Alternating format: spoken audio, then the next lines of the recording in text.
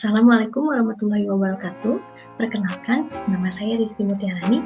Pada kesempatan kali ini, saya akan menjelaskan mengenai pola pikir sistem dalam menyelesaikan permasalahan terlambatnya ketercapaian target vaksinasi COVID-19 di Indonesia. Pada tanggal 9 Juli 2021, data laporan vaksin di Indonesia menunjukkan bahwa persentase ketercapaian target vaksinasi untuk dosis 1 yaitu 12,6% dan dosis lengkap yaitu 6,7%. Kenyataan tersebut merupakan sebuah kemunduran dari target awal pemerintah, yang mana target awal pemerintah adalah 70 juta penduduk Indonesia telah mendapatkan vaksinasi minimal dosis 1 pada bulan Juli 2021. Keterlambatan yang terjadi dapat dievaluasi dengan melihat faktor-faktor yang terdapat di dalamnya.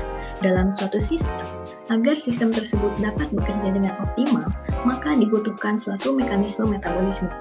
Metabolisme sistem adalah seluruh proses interaksi yang mendukung dan menyebabkan terjadinya proses transfer antar elemen dapat berjalan. Metabolisme ini terdiri dari input, proses, output, dan outcome. Pertama yaitu input. Input yang diperlukan pada mekanisme metabolisme sistem vaksinasi ini antara lain adalah yang pertama, data sasaran dari Disdukcapil atau Dinas Kependudukan dan Catatan Sipil. Ini menjadi penting karena tanpa adanya data ini, maka target akan susah untuk tercapai dan sasaran akan menjadi tidak tepat. Kedua, yaitu tenaga vaksinator. Tenaga pelaksana atau vaksinator ini melibatkan seluruh lintas program di lingkungan sektor kesehatan serta lintas sektor terkait, termasuk organisasi profesi, organisasi kemasyarakatan, dan organisasi keagamaan.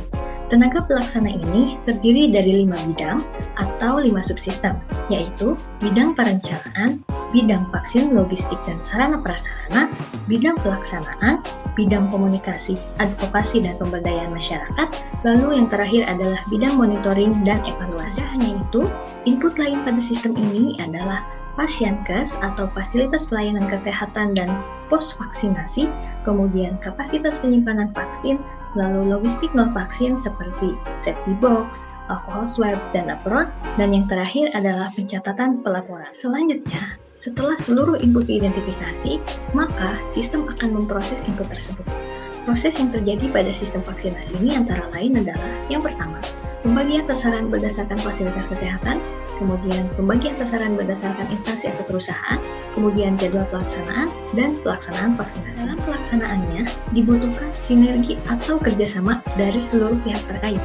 Bentuk sinergi tersebut antara lain adalah yang pertama, pelaksanaan vaksinasi COVID-19 di tingkat provinsi dikoordinasikan oleh gubernur, sedangkan di tingkat kabupaten atau kota dikoordinasikan oleh bupati atau wali kota.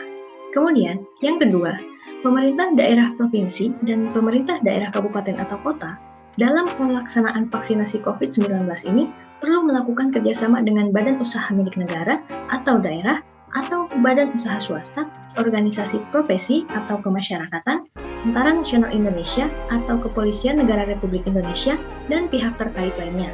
Upaya kerjasama yang dapat dilakukan ini, yang pertama, dukungan penyediaan tenaga kesehatan, kemudian penyediaan tempat vaksinasi COVID-19 dan fasilitas keamanan, kemudian lalu karena penyelenggaraan vaksinasi ini langsung berhadapan dengan masyarakat umum yang notabene masih memiliki wawasan yang minim terhadap vaksinasi, maka harus dilakukan sosialisasi dan penggerakan masyarakat.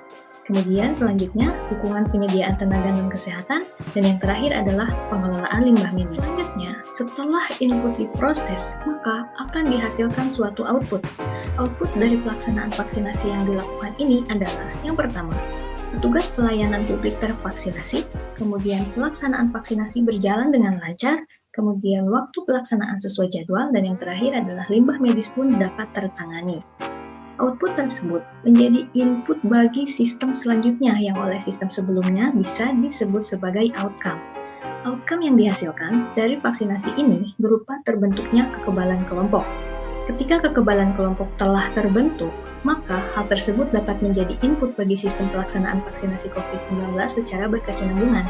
Utamanya, ketika kekebalan tubuh telah terbentuk pada setiap tenaga vaksinator, maka pelaksanaan vaksinasi selanjutnya diharapkan dapat berjalan lebih maksimal. Mekanisme metabolisme yang terdiri dari input, proses, output, dan outcome tersebut dapat berjalan dengan lancar dalam kurun waktu yang lama jika disertai dengan monitoring dan evaluasi dalam pelaksanaannya. Monitoring merupakan sebuah proses memonitor metabolisme sistem yang sedang berjalan. Monitoring ini tidak hanya melihat kesesuaian perencanaan dan implementasi, namun juga untuk melihat efek lain yang timbul dalam pelaksanaan dan faktor-faktor baru yang muncul yang tidak dimasukkan dalam perencanaan sebelumnya. Selanjutnya, evaluasi. Evaluasi merupakan kegiatan yang dilakukan paralel dengan implementasi dan monitoring. Evaluasi seluruh sistem pada pelaksanaan vaksinasi ini perlu dilakukan guna memberikan analisis dan rekomendasi akhir seluruh tahapan vaksinasi secara komprehensif. Kegiatan monitoring dan evaluasi dalam pelaksanaan vaksinasi ini dapat dilakukan dalam 3 tahap, yaitu sebelum pelaksanaan vaksinasi, saat pelaksanaan vaksinasi, dan setelah pelaksanaan vaksinasi. Monitoring dan evaluasi sebelum pelaksanaan vaksinasi ini dapat dilakukan menggunakan COVID-19 Vaccine Introduction Readiness Assessment Tool atau disingkat menjadi VIRAT yang bertujuan untuk menilai kesiapan pelaksanaan vaksinasi COVID-19. Kegiatan ini terdiri dari komunikasi, advokasi, dan pelatihan, kemudian sistem yang diperlukan dalam pencatatan dan pelaporan atau data dan monitoring, kemudian koordinasi, dan yang terakhir adalah pedoman operasional pelaksanaan yang terdiri dari kesiapan, penerimaan masyarakat atas vaksinasi COVID-19, lalu rencana distribusi termasuk kesiapan sarana cold chain. Selanjutnya, monitoring saat pelaksanaan vaksinasi. Monitoring ini terbagi menjadi 2 jenis, yaitu monitoring dan evaluasi pencapaian cakupan dan monitoring dan evaluasi kualitas pelayanan. Yang pertama, yaitu monitoring dan evaluasi pencapaian cakupan. Monitoring ini dilakukan dengan memantau laporan capaian vaksinasi COVID-19 dengan memanfaatkan teknologi komunikasi cepat, sistem informasi satu data vaksinasi COVID-19, dan pelaporan manual. Variabel-variabel yang dipantau adalah yang pertama, cakupan vaksinasi dosis 1, kemudian cakupan vaksinasi dosis 2, dan cakupan vaksinasi dosis lengkap dan angka dropout. Data-data tersebut dikemas berdasarkan wilayah, jenis kelamin, kelompok usia, profesi, dan jenis vaksin. Monitoring juga dilakukan dengan memperhatikan diskrepansi data yang bersumber dari dashboard dan manual atau kumulatif antara berbagai jenjang administratif level. Analisa dilakukan harian dan bulanan diikuti dengan umpan balik kepada pihak-pihak terkait untuk tindakan perbaikan atau corrective actions. Kemudian selanjutnya, monitoring kualitas pelayanan. Monitoring ini dilakukan untuk memantau kegiatan yang sedang berlangsung serta kendalanya. Hal tersebut dapat dilakukan secara langsung maupun daring.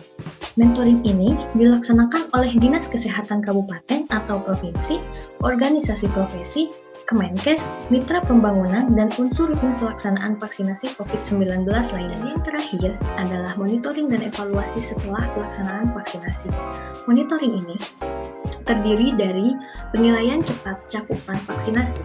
Penilaian ini dapat dilakukan melalui survei secara daring, melalui SMS Blast, notifikasi melalui aplikasi, website, WhatsApp kepada sasaran.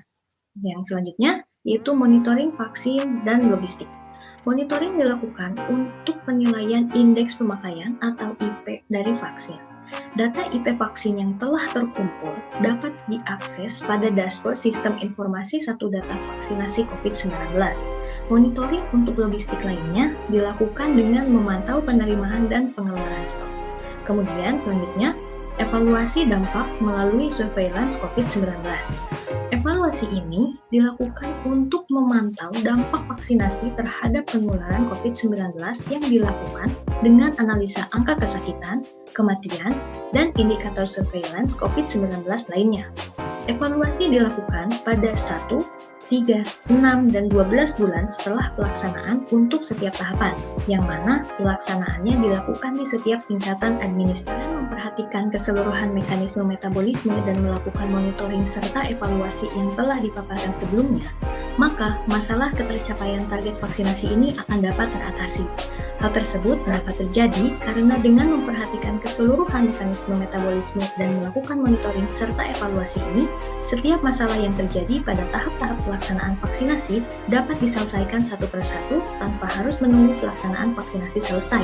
Karena ketika tindakan koreksi atau perbaikan hanya dilakukan saat pelaksanaan vaksinasi selesai, maka akar permasalahan yang terjadi akan sulit untuk diselesaikan. Dan akhirnya, keterlambatan capaian target vaksinasi pun akan terulang kembali. Sekian paparan mengenai pola pikir sistem dalam menyelesaikan permasalahan terlambatnya ketercapaian target vaksinasi COVID-19 di Indonesia saat ini. Terima kasih atas perhatiannya. Semoga video ini dapat bermanfaat bagi kita semua. Wassalamualaikum warahmatullahi wabarakatuh.